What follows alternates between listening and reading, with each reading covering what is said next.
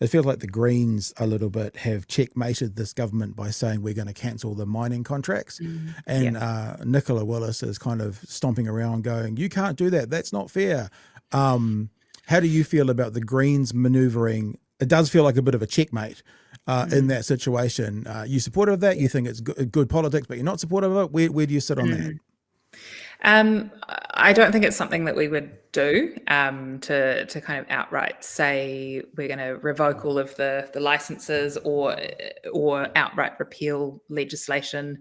Our first preference would always be to try and find a solution that is going to work for a larger number of people, because our concern is that just by punching so back, when you say people though, which people? Because if it's the people who run the oil companies, that's different from the people of the country, which is different again from the people in that region. So when you say the one and like you're not this, right? That's fine, but I used to talk to Rodney Hyde a lot. I used to interview him quite a lot actually when I worked in radio, and he'd always go, "I always vote for what brings freedom."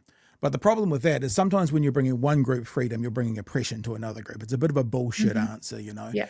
And so when you say the most people, what people are you talking about? Which most are you working for? Yeah. Well, I think the parties in Parliament that represent the largest majority of Kiwis that have voted for them.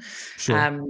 I think, we've always also got, we've got our values as a party to fall back on. Like, of course, we are very much about protecting our environment and nature. And so we would be very clear on what our position on some of those things is.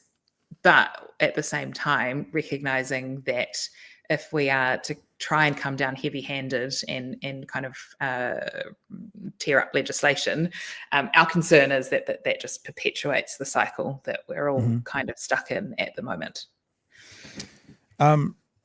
Looking at Parliament right now, people who are in Parliament, MPs, ministers, all of those people, who do you look at that most reminds you of yourself? So who can we get an understanding of you as by looking at someone who's in Parliament now? Like, who was I'm not saying your role model, but you kind of go, yep, that's my vibe.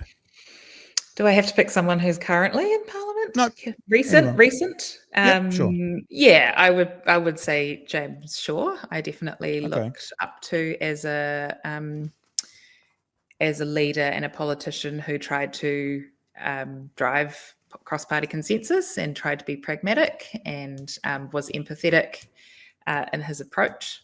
Yeah, I would hope that I could be a politician like that.